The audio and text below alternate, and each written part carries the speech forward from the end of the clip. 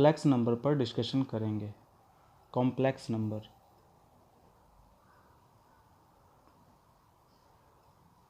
Complex numbers.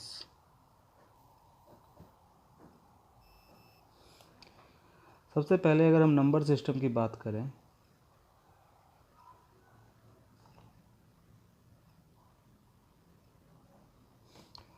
तो number system में real numbers भी होते हैं और इमेजिनरी नंबर्स भी होते हैं।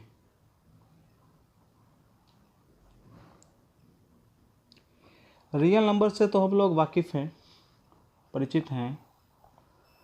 10th क्लास तक जो भी क्वेश्चंस हम करते आए हैं सारे रियल नंबर्स पर आधारित रहते हैं। जैसे कुछ एग्जांपल्स रियल नंबर के ले लें हम, -7, 2/3, 0, 1:2, 3/4, etc. या फिर 1, 2, √7, ये रेशनल नंबर है। और इमेजिनरी नंबर्स जो होते हैं उससे हम लोगों की मुलाकात नहीं हुई है, लेकिन इसकी डेफिनेशन अगर कहें, if square root of square of any number is negative,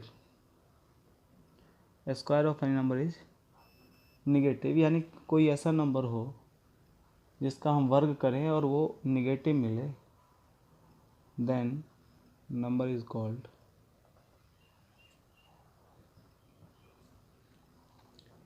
imaginary number, यानी कि काल्पनिक संख्या। अब इसके कुछ एग्जांपल्स हम देखें, जैसे √3 ये ले लें और इसका हम स्क्वायर करें तो इस स्क्वायर से स्क्वायर रूट खत्म हो जाएगा और -3 आएगा। तो √3 जो है ये इमेजिनरी नंबर का एग्जांपल है, इमेजिनरी नंबर। रियल नंबर तो सारे आप देख ही रहे हैं।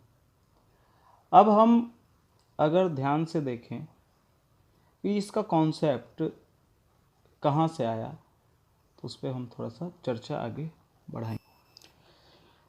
एक प्रॉब्लम x² + 1 = 0, x² + 1 = 0 को हम देखें तो ये क्वाड्रेटिक इक्वेशन है, द्विघात समीकरण है। द्विघात समीकरण का जो हम स्टैंडर्ड फॉर्म जानते थे वो होता था ax² + bx + c = 0, where a, b and c are real numbers and a not equals to 0। तो अब इस इक्वेशन को यहाँ देखें हम तो x² + 1 = 0, कहीं ना कहीं x² जहाँ 1 × x² + 0x + 1 = 0 जैसा है। यहाँ इसको अगर हम ax² + bx + c से इक्वेट करें तो a = 1 है, b = 0 है और c = 1 है। किसी भी क्वाड्रेटिक इक्वेशन में एक वैल्यू होता था ax², किसी भी quadratic equation ax² + bx + c = 0 के लिए एक d की वैल्यू होती है, तो d = b² - 4ac। तो इस का अगर हम देखें इस चीज़ के लिए d क्या हो जाएगा, वो b² तो 0 का 0 ही होगा, -4 × 1 × 1 दैट इज -4 नेगेटिव। किसी भी क्वाड्रेटिक इक्वेशन का हम d को हम डिस्क्रिमिनेंट से जानते हैं, इसको विवेचक या विवेक्तर भी हिंदी माध्यम के छात्र कहते हैं। तो d जो b² - 4ac है वो 3 कंडीशंस लेके आता है। कंडीशन क्या हो सकते हैं? फर्स्ट है d > 0, सेकेंड है d इक्वल्स टू 0 और थर्ड है जो ये आने वाला है d लेस देन 0। तो d ग्रेटर देन 0 की जब बात होती है तो हमने पढ़ा था कि roots real and unequal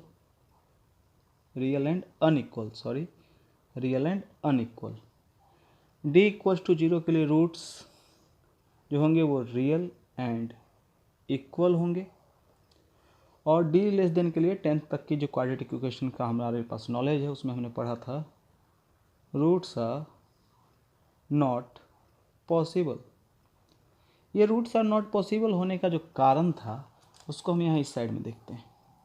roots are not possible होने का कारण था जो हमारा जो रूट्स होता था alpha that is -b plus root d बटा 2a and beta equals to -b minus root d by 2a। Root के अंदर जो हमारा d निगेटिव आ रहा है इसका शर्त से, तो हम कहते थे कि यहाँ d निगेटिव आएगा इस इक्वेशन के लिए और रूट्स जो है पॉसिबल नहीं होंगे। तो इस कॉन्सेप्ट को सॉल्व करने के लिए यूलर साहब, मैथमेटिशियन थे यूलर जी, इन्होंने इंट्रोड्यूस किया आई जो कि होता था वैल्यू ऑफ रूट अंदर -1, और इस आई को उन्होंने कहा आयोटा। इस आई का नाम उन्होंने रखा आयोटा, और इसकी एक प्रॉपर्टी और आई जो आप देखिएगा आई स्क्वायर इक्वल्स टू -1।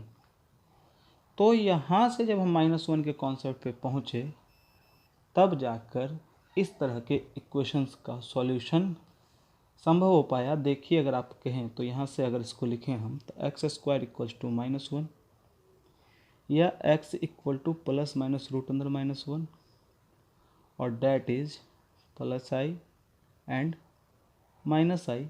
और इस आई को आयोटा को यूलर साहब ने इमेजिनरी यूनिट से भी संबोधित किया या कहा। फर्स्ट टाइम जो थे यूलर साहब मैथमेटिशियन, उन्होंने ही आयोटा के बारे में चर्चा की और आयोटा को बताया कि आयोटा रूट अंदर -1 होता है, -1 का स्क्वायर रूट होता है। अब इस कॉन्सेप्ट से आगे का जो है हमारा क्वाड्रेटिक इक्वेशंस का जो लास्ट पार्ट 10th तक के लिए पॉसिबल नहीं था, 11th में वो भी पॉसिबल हो गया और एक नया ब्रांच भी हमको इमेजिनरी यूनिट मिलने के कारण पता चला। और यहाँ से अब हम आयोटा के बारे में भी विस्तार से जानने की कोशिश करेंगे। कॉम्प्लेक्स नंबर में जो हमने पढ़ा आयोटा के बारे में आई, तो आई का अगर हम इंटीग्रल पावर लें, इंटीग्रल पावर लिखने का मतलब है कि कुछ भी इंटीजर ले लें, -∞ ले लें, इन्फिनिटी ले लें, 0 ले लें, 1 ले लें। वैसे -∞ और इन्फिनिटी तो हम ले ही नहीं सकते हैं, पता ही नहीं क्या होता है। लेकिन अगर कोई भी बड़ा से बड़ा या निगेटिव में छोटा से छोटा कोई भी इंटीजर ले लें, आई का कोई भी इंटीजर्स लेने पर आई में ये जो आपको 4 वैल्यू लिखे हुए मिल रहे हैं 1 -1 आई और -i, यही वैल्यू जो आपको मिलेंगे, इसके अलावा कोई दूसरा वैल्यू नहीं मिल सकता है। चाहे आप आई का कोई इंटीजर पॉजिटिव लीजिए, नेगेटिव लीजिए या 0 लीजिए। तो हम देखते हैं कि i इक्वल्स टू क्या होता है, रूट अंदर -1 होता है।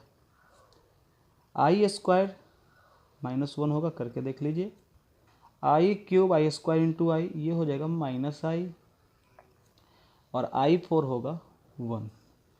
फिर हम बढ़ा दें तो i5 यही हो जाएगा, i ही हो जाएगा या रूट अंदर -1 हो जाएगा। i6 -1, i7 -i, i8 equals to 1।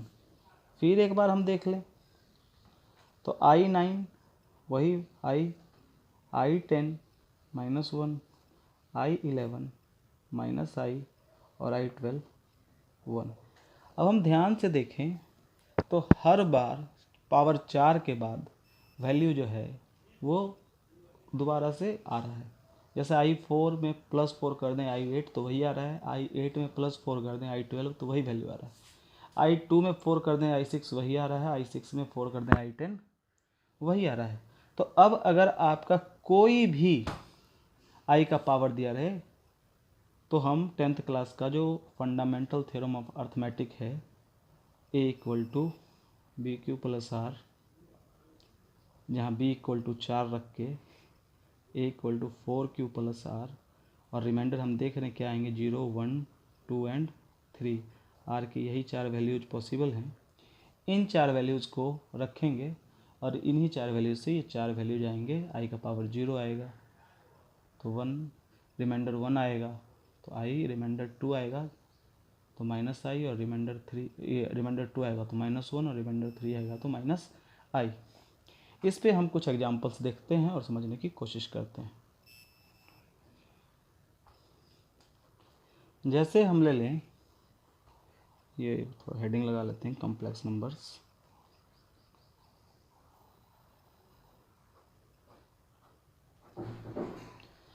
अब जैसे हम ले लें आई का पावर 392, आई का पावर 392, 3 थोड़ा सा सही से देख लीजिएगा, 392। तो अब हमने देखा कि हर 4 के बाद वही चीज़ रिमेन आ रहा है। हम इसको क्या, अगर 392 में रफ कर लें, 4 से डिवाइड कर दें, 4 9 या 36, 3 एंड 2 एंड 4 8 जा 32। तो ये जो हमारा वैल्यू है आई का power 4 into 98, that's equal to i का power 4 into 98, that is i का पावर 4 हम जानते हैं 1 होता है, 1 का पावर 98, और पॉजिटिव 1 का पावर कुछ भी आएगा तो 1 ही मिलता है। तो ये आई का पावर 392 इक्वल्स टू 1 हो जाएगा। एक और वैल्यू ले लेते हैं सेकेंड, आई का पावर 675, आई का पावर 675 रफ कर लेते हैं। 675 को 4 से ही डिवाइड करना है, 4 1 जा 4, 2 रिमाइंडर 7, 4 6 जा 24, 3 5, 4 8 जा 32, रिमाइंडर 3। तो हम देखें तो 675 को 4 गुने 168 प्लस 3 लिख सकते हैं। और ये अगर ए है, ये बी है, ये क्यू है और ये आर है। आर देख रहे हैं आप, हमेशा 4 लिखने पर 4 या ये 3 या 3 से छोटा ही आएगा, 4 आएगा नहीं। तो अभी इसको हम लिख सकते हैं आई का पावर 4 इंटू 168 प्लस 3।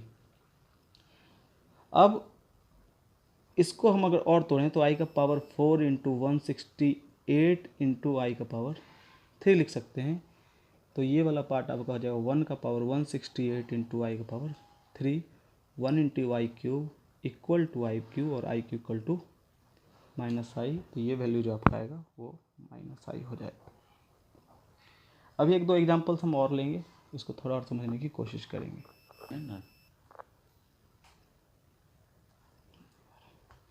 अब एक हम निगेटिव वैल्यू के लिए देखते हैं, आई का पावर -133।